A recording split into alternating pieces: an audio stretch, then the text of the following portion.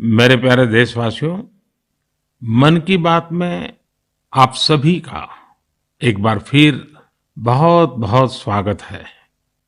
आज इस चर्चा को शुरू करते हुए मन मस्तिष्क में कितने ही भाव उमड़ रहे हैं।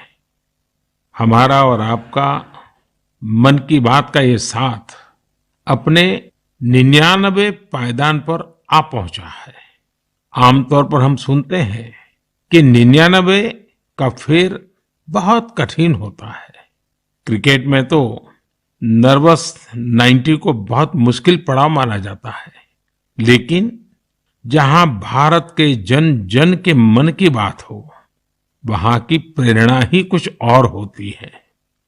मुझे इस बात की भी खुशी है कि मन की बात के 100वें एपिसोड को लेकर देश के लोगों में बहुत उत्साह है।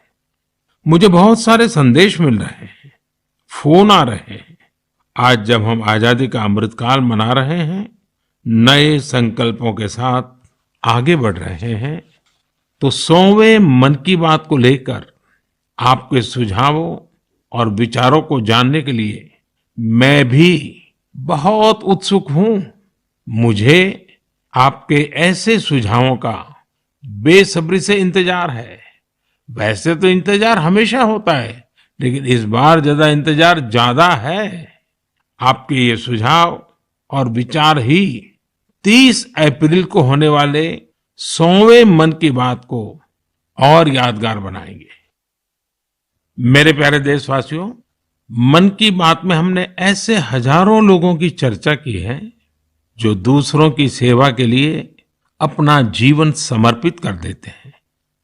कई लोग ऐसे होते हैं जो बेटियों की शिक्षा के लिए अपनी पूरी पेंशन लगा देते हैं। कोई अपने पूरे जीवन की कमाई पर्यावरण और जीव सेवा के लिए समर्पित कर देता है। हमारे देश में परमार्थ को इतना ऊपर रखा गया है कि दूसरों के सुख के लिए लोग अपना सर्वस्व दान देने में भी संकोच नहीं करते। इसलिए तो हमें बचपन से शिवी और दधीची जैसे देहदानियों की गाथाएं सुनाई जाती हैं। साथियों, आधुनिक मेडिकल साइंस के इस दौर में ऑर्गन डोनेशन किसी को जीवन देने का एक बहुत बड़ा माध्यम बन चुका है। कहते हैं, जब एक व्यक्ति मृत्यु के बाद अपना शरीर दान करता है तो उससे 8 से 9 लोगों को एक नया जीवन मिलने की संभावना बनती है। संतोष की बात है कि आज देश में ऑर्गन डोनेशन के प्रति जागरूकता भी बढ़ रही है। साल 2013 में हमारे देश में ऑर्गन डोनेशन के 5000 से भी कम केसेस थे, लेकिन 2022 में ये संख्या बढ़कर 15,000 से ज्यादा हो गई है। ऑर्गन डोनेशन करने वाले व्यक्तियों ने, उनके परिवार ने वाकई बहुत पुण्य का काम किया है। साथियों, मेरा बहुत समय से मन था कि मैं ऐसा पुण्य कार्य करने वाले लोगों के मन की बात जानूं और इसे देशवासियों के साथ भी शेयर करूं। इसलिए आज मन की बात में हमारे साथ एक प्यारी सी बिटिया, एक सुंदर गुड़िया के पिता और उनकी माताजी हमारे साथ जुड़ने जा रहे हैं। पिताजी का नाम है सुखबीर सिंह संधू जी और माताजी का नाम है सुप्रीत कौर जी। ये परिवार पंजाब के अमृतसर में रहते हैं। बहुत मन्नतों के बाद उन्हें एक बहुत सुंदर गुड़िया, बिटिया हुई थी। घर के लोगों ने बहुत प्यार से उसका नाम रखा था अबाबत कौर। अबाबत का अर्थ दूसरे की सेवा से जुड़ा है, दूसरों का कष्ट दूर करने से जुड़ा है। अबाबत जब सिर्फ 39 दिन की थी, तभी वो ये दुनिया छोड़कर चली गई। लेकिन सुखबीर सिंह संधू जी और उनकी पत्नी सुप्रीत कौर जी ने, उनके परिवार ने बहुत ही प्रेरणादायी फैसला लिया। ये फैसला था 39 दिन की उम्र वाली बेटी के अंगदान का, ऑर्गन डोनेशन का। हमारे साथ इस समय फोन लाइन पर सुखबीर सिंह और उनकी श्रीमती जी मौजूद है। आइए उनसे बात करते हैं। सुखबीर जी नमस्ते। नमस्ते माननीय प्रधानमंत्री जी, सत श्री अकाल। सत श्री अकाल जी, सत श्री अकाल जी।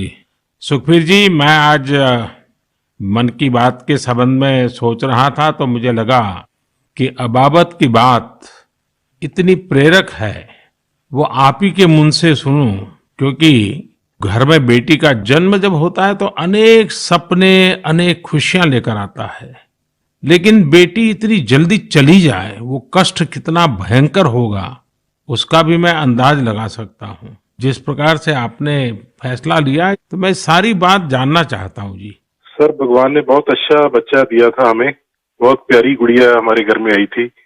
उसके पैदा होते ही हमें पता चला कि उसके दिमाग में एक ऐसा नाड़ियों का गुच्छा बना हुआ है जिसकी वजह से उसके दिल का आकार बड़ा हो रहा है। तो हम हैरान हो गए कि बच्चे की सेहत इतनी अच्छी है, इतना खूबसूरत बच्चा है और इतनी बड़ी समस्या लेकर पैदा हुआ है। तो पहले 24 दिन तक तो बहुत ठीक रहा बच्चा, बिल्कुल नॉर्मल रहा। अचानक उसका दिल एकदम काम करना बंद हो गया। तो हम जल्दी से उसको हॉस्पिटल लेके गए। वहां डॉक्टरों ने उसको रिवाइव तो कर दिया, लेकिन समझने में टाइम लगा कि इसको क्या दिक्कत आई, इतनी बड़ी दिक्कत के छोटा सा बच्चा और अचानक दिल का दौरा पड़ गया। तो हम उसको इलाज के लिए पीजीआई चंडीगढ़ ले गए। वहां बड़ी बहादुरी से उस बच्चे ने इलाज के लिए संघर्ष किया, लेकिन बीमारी ऐसी थी कि उसका इलाज इतनी छोटी उम्र में संभव नहीं था। डॉक्टरों ने बहुत कोशिश की कि उसको रिवाइव करवाया जाए। अगर 6 महीने के आसपास बच्चा चला जाए तो उसका ऑपरेशन करने की सोची जा सकती थी, लेकिन भगवान को कुछ और मंजूर था। उन्होंने केवल 39 डेज की जब हुई तो डॉक्टर्स ने कहा कि इसको दोबारा दिल का दौरा पड़ा है, अब उम्मीद बहुत कम रह गई है। तो हम दोनों मियाँ बीवी रोते हुए इस निर्णय पे पहुंचे कि हमने देखा था उसको बहादुरी से जूझते हुए, बार बार ऐसे लग रहा था जैसे कि अब चला जाएगी, लेकिन फिर रिवाइव कर रही थी। तो हमें लगा कि इस बच्चे का यहाँ आने का कोई मकसद है। तो उन्होंने जब बिल्कुल ही जवाब दे दिया तो हम दोनों ने डिसाइड किया कि क्यों ना हम इस बच्चे के ऑर्गन डोनेट कर दें, शायद किसी और की जिंदगी में उजाला आ जाए। फिर हमने पीजीआई के जो एडमिनिस्ट्रेटिव ब्लॉक है उनमें संपर्क किया और उन्होंने हमें गाइड किया कि इतने छोटे बच्चे के केवल किडनीज ही दी जा सकती हैं। परमात्मा ने हिम्मत दी। गुरु नानक साहब का फलसफा है, इसी सोच से हमने डिसीजन ले लिया जी। नहीं, गुरुओं ने जो शिक्षा दी है उसको आपने जी करके दिखाया जी। सुरप्रीत जी हैं क्या, उनसे बात हो सकती है? जी सर। हेलो। सुरप्रीत जी, मैं आपको प्रणाम करता हूँ।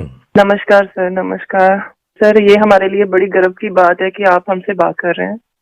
आपने इतना बड़ा काम किया है और मैं मानता हूँ देश ये सारी बातें जब सुनेगा तो बहुत लोग किसी की जिंदगी बचाने के लिए आगे आएंगे। अबाबत का ये योगदान है, ये बहुत बड़ा है जी। सर, ये भी गुरु नानक पातशाह जी की शायद बख्शिश थी कि उन्होंने हिम्मत दी ऐसा डिसीजन लेने में।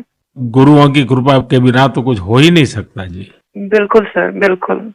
सुखबीर जी, जब आप अस्पताल में होंगे और ये हिला देने वाला समाचार जब डॉक्टर ने आपको दिया, उसके बाद भी आपने स्वस्थ मन से, आपने और आपकी श्रीमती जी ने इतना बड़ा निर्णय किया। गुरुओं की सीख तो है ही है, लेकिन आपके मन में इतना बड़ा उदार विचार, और सचमुच में अबाबत का जो अर्थ सामान्य भाषा में कहे तो मददगार होता है, ये काम कर दिया। ये उस पल को मैं सुनना चाहता हूँ जी।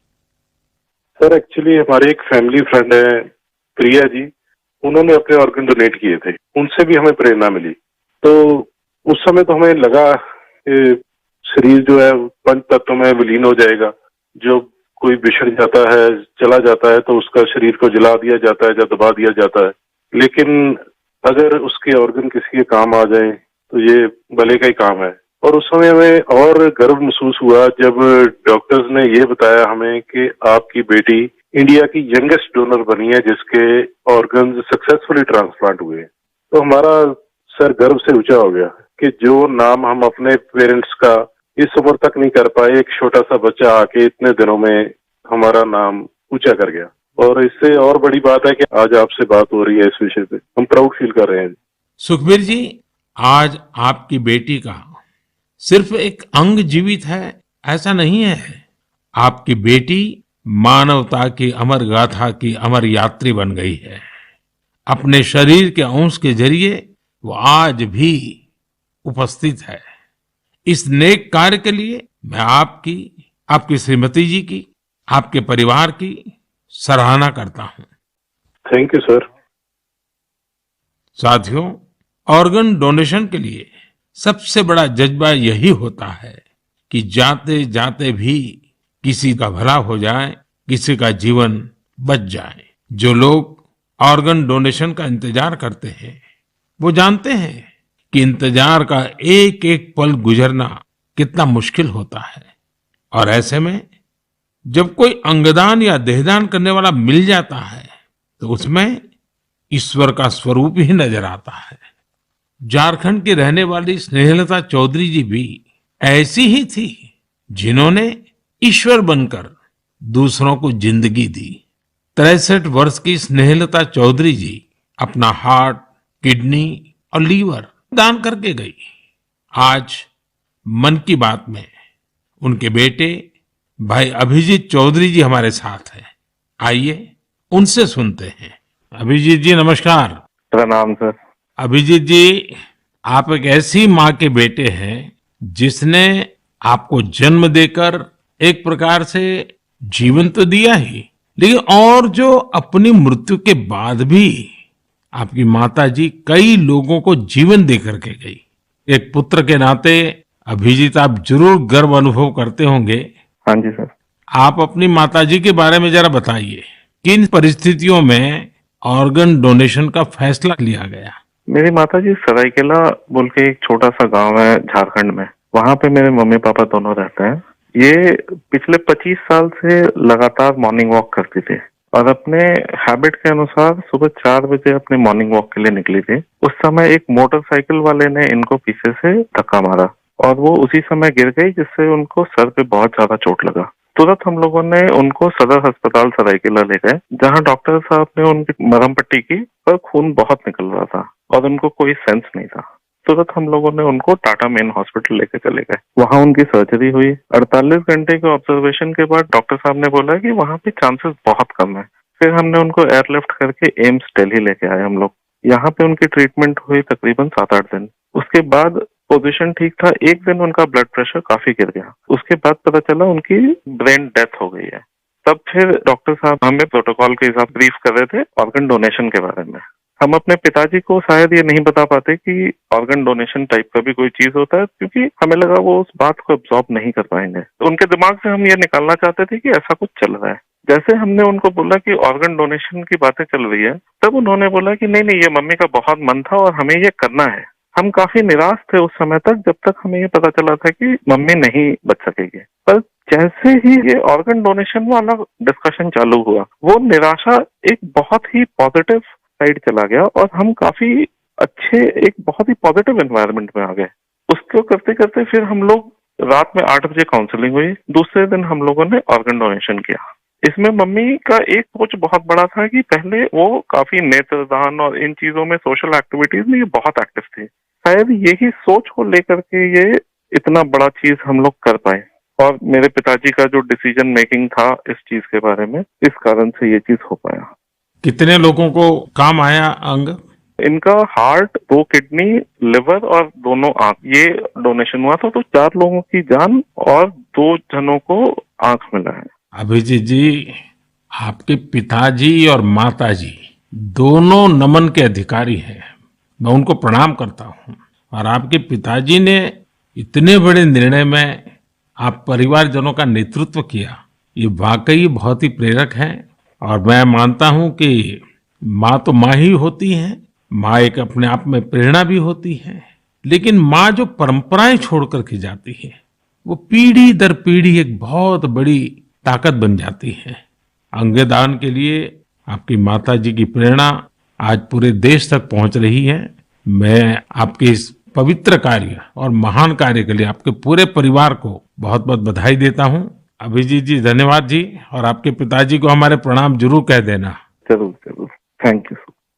साथियों, 39 दिन की अबाबत कौर हो या 63 वर्ष की स्नेहलता चौधरी, इनके जैसे दानवीर हमें जीवन का महत्व समझाकर जाते हैं। हमारे देश में आज बड़ी संख्या में ऐसे जरूरतमंद है जो स्वस्थ जीवन की आशा में किसी ऑर्गन डोनेट करने वाले का इंतजार कर रहे हैं।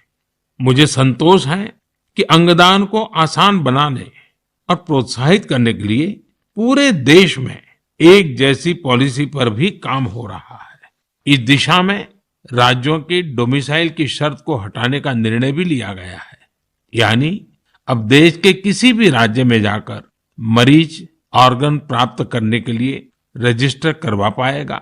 सरकार ने ऑर्गन डोनेशन के लिए 65 वर्ष से कम आयु की आयु सीमा को भी खत्म करने का फैसला लिया है।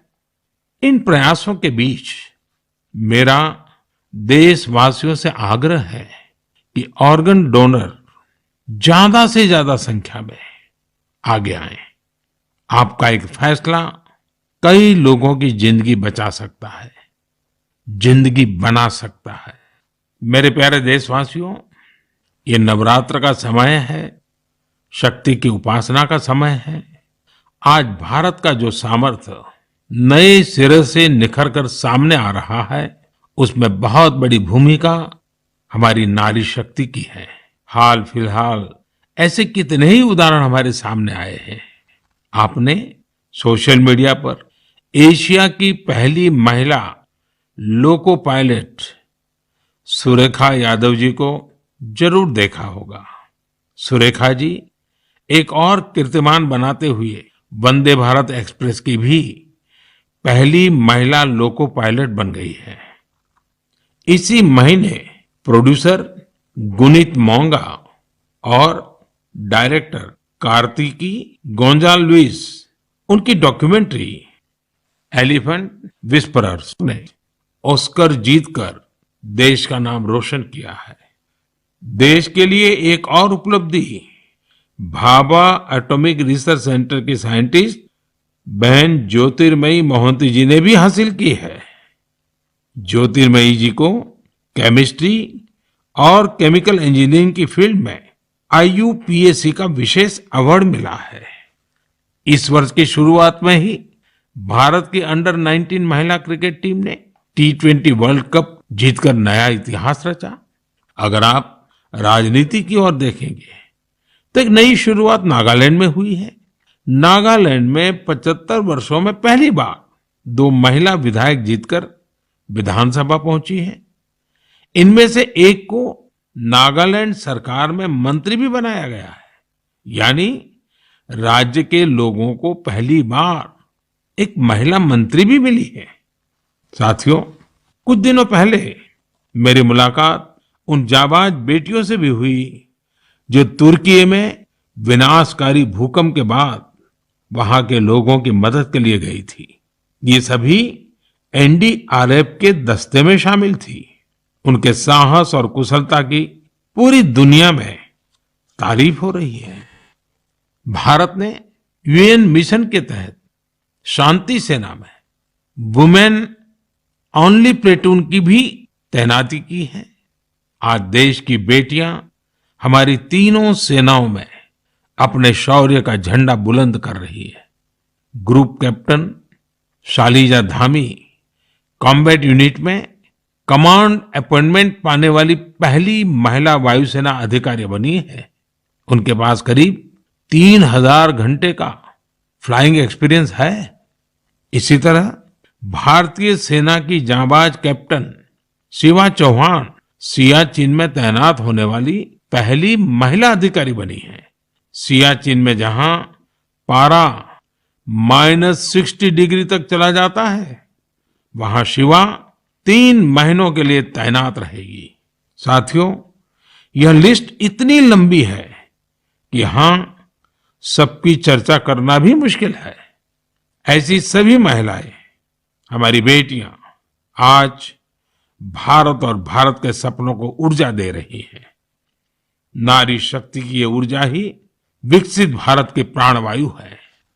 मेरे प्यारे देशवासियों, इन दिनों पूरे विश्व में स्वच्छ ऊर्जा रिन्यूएबल एनर्जी की खूब बात हो रही है।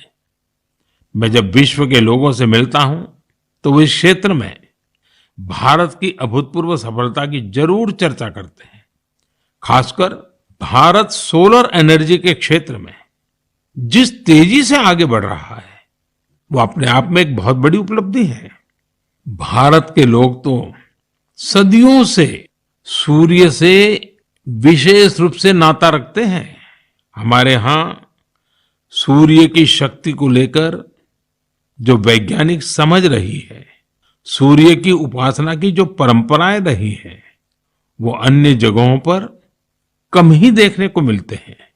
मुझे खुशी है कि आज हर देशवासी सौर ऊर्जा का महत्व भी समझ रहा है और क्लीन एनर्जी में अपना योगदान भी देना चाहता है। सबका प्रयास की यही स्पिरिट आज भारत के सोलर मिशन को आगे बढ़ा रही है।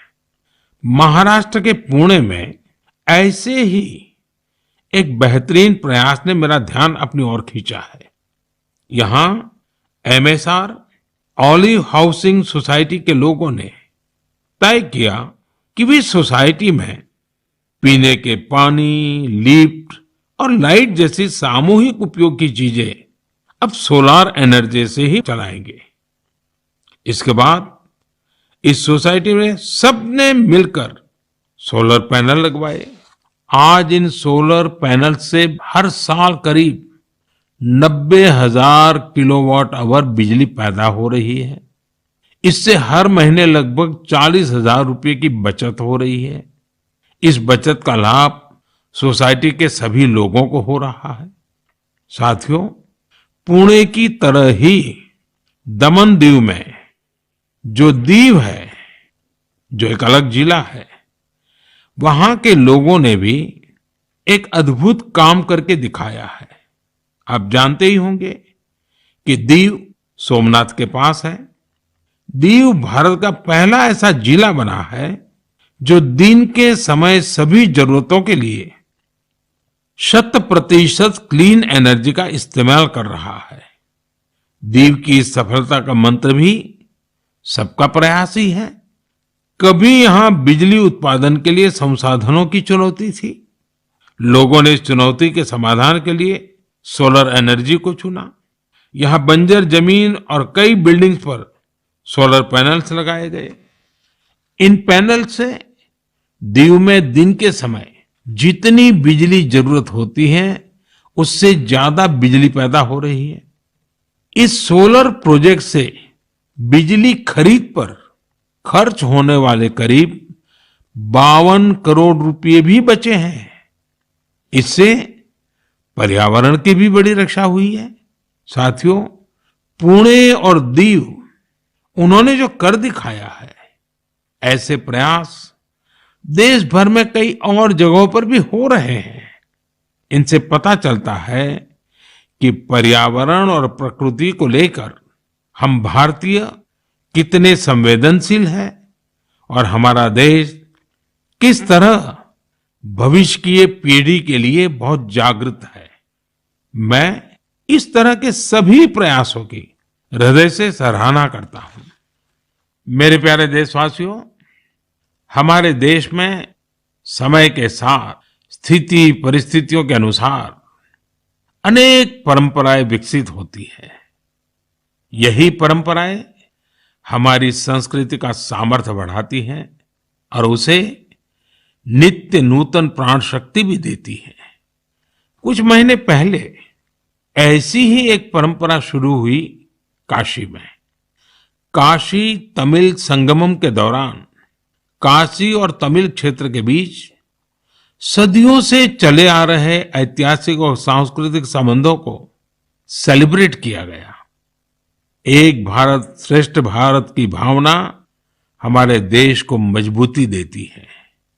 हम जब एक दूसरे के बारे में जानते हैं, सीखते हैं, तो एकता की ये भावना और प्रगाढ़ होती है।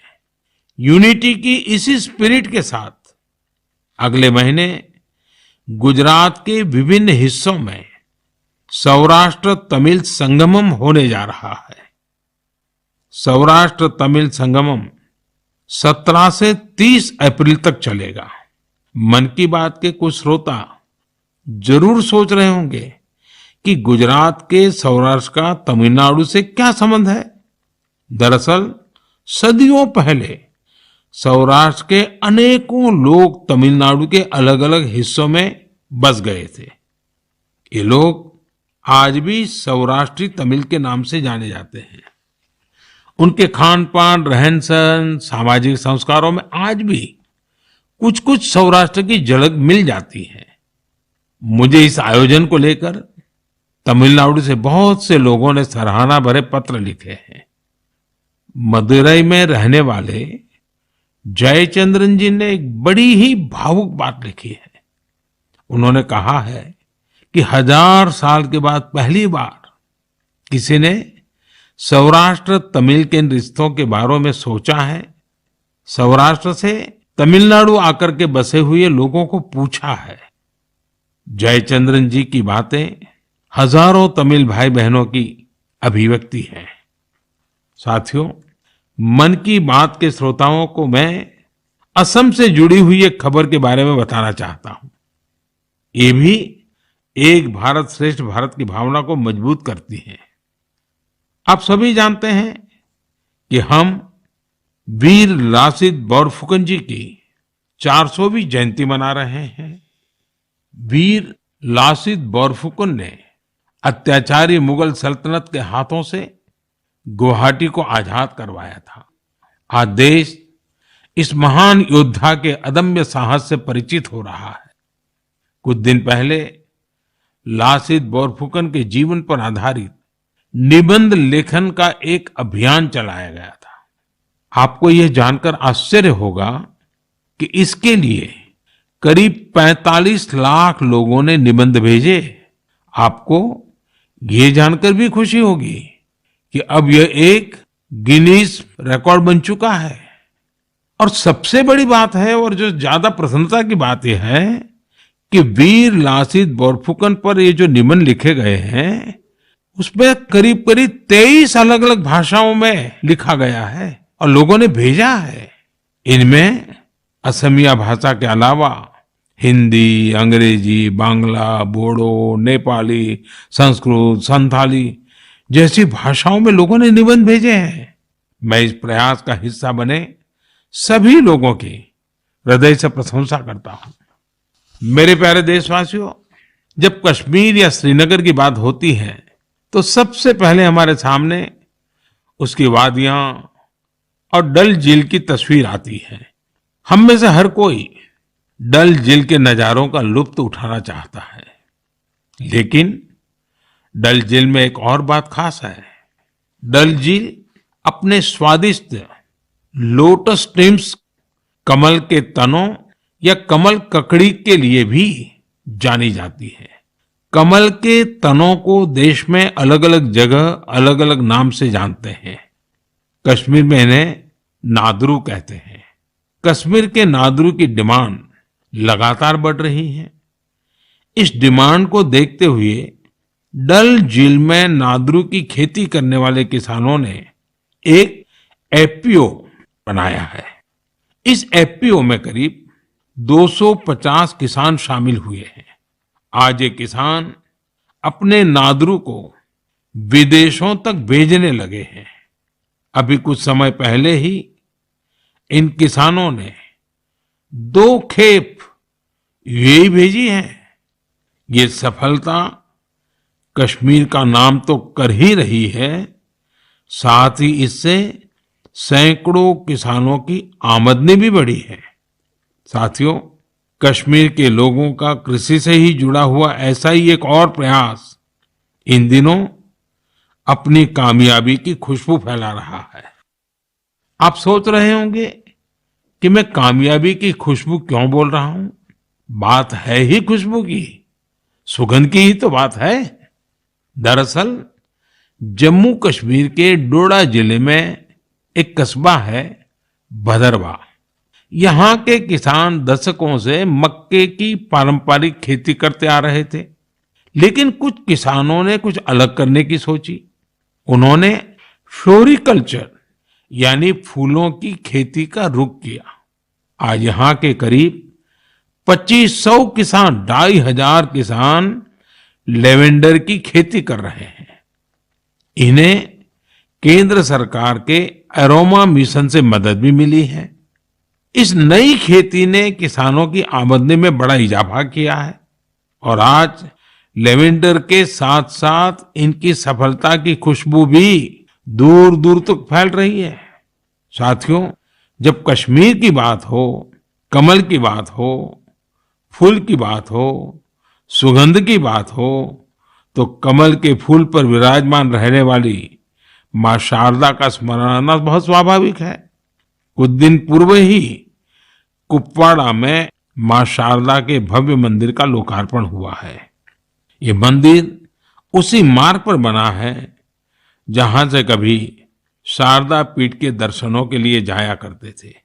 स्थानीय लोगों ने इस मंदिर के निर्माण में बहुत मदद की है। मैं जम्मू कश्मीर के लोगों को इस शुभ कार्य के लिए बहुत बहुत बधाई देता हूं। मेरे प्यारे देशवासियों, इस बार मन की बात में बस इतना ही। अगली बार आपसे मन की बात के 100वें एपिसोड में मुलाकात होगी। आप सभी अपने सुझाव जरूर भेजिए। मार्च के इस महीने में हम होली से लेकर नवरात्रि तक कई पर्व और त्योहारों में व्यस्त रहे हैं। रमजान का पवित्र महीना भी शुरू हो चुका है। अगले कुछ दिनों में श्री राम नवमी का महापर्व भी आने वाला है। इसके बाद महावीर जयंती, गुड फ्राइडे और ईस्टर भी आएंगे। अप्रैल के महीने में हम भारत के 2 महान विभूतियों की जयंती भी मनाते हैं। ये 2 महापुरुष हैं महात्मा ज्योतिबा फुले और बाबा साहब आम्बेडकर। इन दोनों ही महापुरुषों ने समाज में भेदभाव मिटाने के लिए अभूतपूर्व योगदान दिया। आज आजादी के अमृतकाल में हमें ऐसी महान विभूतियों से सीखने और निरंतर प्रेरणा लेने की जरूरत है। हमें अपने कर्तव्यों को सबसे आगे रखना है। साथियों, इस समय कुछ जगहों पर कोरोना भी बढ़ रहा है, इसलिए आप सभी को एहतियात बरतनी है, स्वच्छता का भी ध्यान रखना है। अगले महीने मन की बात के 100वें एपिसोड में हम लोग